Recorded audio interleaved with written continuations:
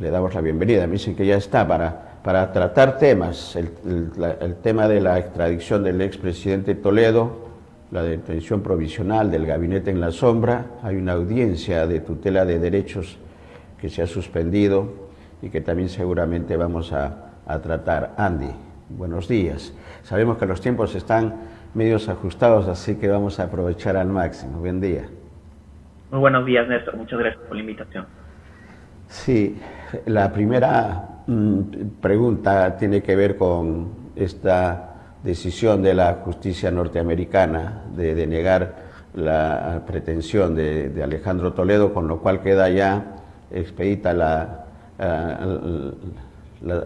situación para la extradición del presidente. Eso significa en tiempos de qué espacio de tiempo, Andy.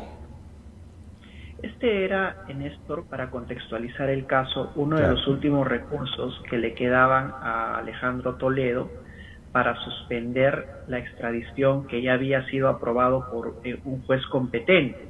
Es decir, esta última resolución no tiene nada que ver con el fondo, porque ya fue aceptada la extradición por parte del Poder Judicial norteamericano, sino que más bien era una medida cautelar. En su oportunidad suspendió el proceso de extradición. Ahora, esa medida cautelar de suspensión del proceso de extradición ha sido anulada, con lo cual se ha reactivado ya este procedimiento que finalmente queda en manos de las autoridades norteamericanas y ya no necesariamente del Poder Judicial norteamericano. Correcto. Y significa entonces que ya estando el camino allanado para la extradición, ¿en cuánto tiempo estaría en el Perú en este proceso ya final, digamos, de extradición? Es un poco complejo, Néstor, realizar una prospección del plazo que tomaría tener en el Perú a Alejandro Toledo. Entiendo que esa es la inquietud principal, ¿no? Tendría Sí. una fecha, digamos, aproximada que él estaría afrontando las investigaciones en nuestro país. ¿Por qué? Porque esta decisión ya final del Poder Judicial debe todavía pasar por un filtro político, es decir, el Poder Ejecutivo norteamericano tiene que decidir si es que aprueba o no la extradición ya sustentada en el Poder Judicial. Es el último filtro que quedaría, pero naturalmente ella depende de la propia agenda del Ejecutivo. No sabemos si es que este caso tiene la mayor prioridad del ministro de Justicia norteamericano, porque es finalmente el quien tiene que rubricar la autorización para que sea trasladado al Perú. Así es que en cuanto a tiempos vemos de que ya el ámbito judicial se agotó, pero veamos si es que el Poder Ejecutivo norteamericano tiene la misma celeridad, más aún al tratarse de Alejandro Toledo, que como tú bien sabes ha tenido mucha cercanía con autoridades norteamericanas cuando él fue Claro. presidente de la República. Sí, correcto.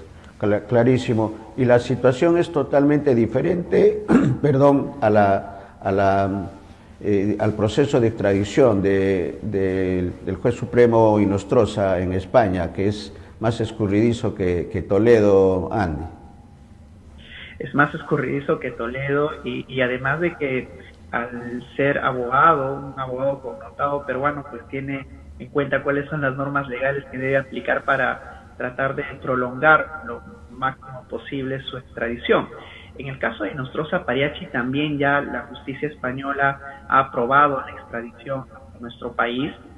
No obstante, ella no se encuentra en España por las noticias que han trascendido. Estaría en algún país de Europa, entiendo que Bélgica, Sí. aunque todavía no le han seguido el rastro, pero lo que se tendría que hacer en adelante es capturarlo en el país de Europa en el que se encuentre, trasladarlo a España, porque es el país que aprobó la extradición, y tendría que ser necesariamente España quien lo extradite al Perú.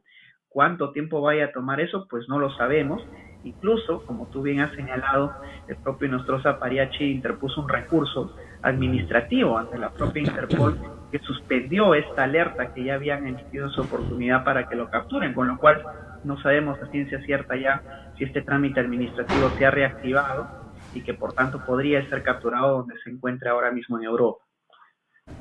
Correcto, clarísimo también. Y un comentario quisiéramos tener de tu parte, Andy, con respecto a lo que ya se ordenó, la justicia, la detención provisional de este denominado gabinete en la sombra. ¿Qué es lo que viene en el proceso? Bueno, como bien ha señalado también el Poder Judicial ha aceptado la solicitud de la Fiscalía de que los así llamados asesores en la sombra afronten la investigación en prisión, exactamente 36 meses, y lo que viene ahora es la apelación, ¿no?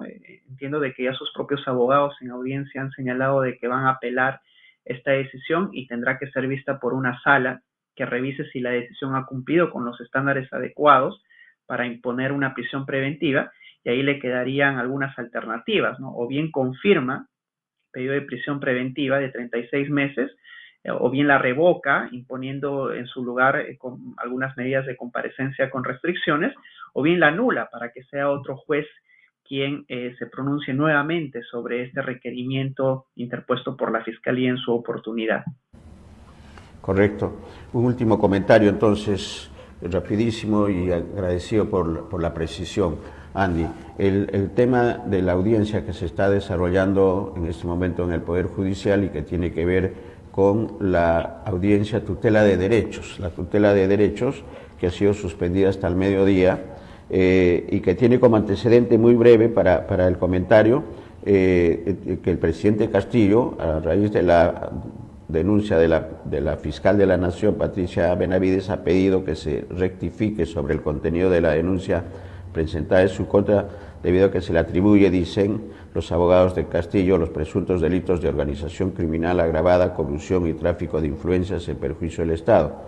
Frente a ello, el Ministerio Público determinó que no se rectificaría de la acusación debido a que la solicitud no se encontraba correctamente fundamentada. O sea, no era un problema, no era un tema de fondo, sino de forma, aparentemente, pero el comentario tuyo creo que es mucho más importante.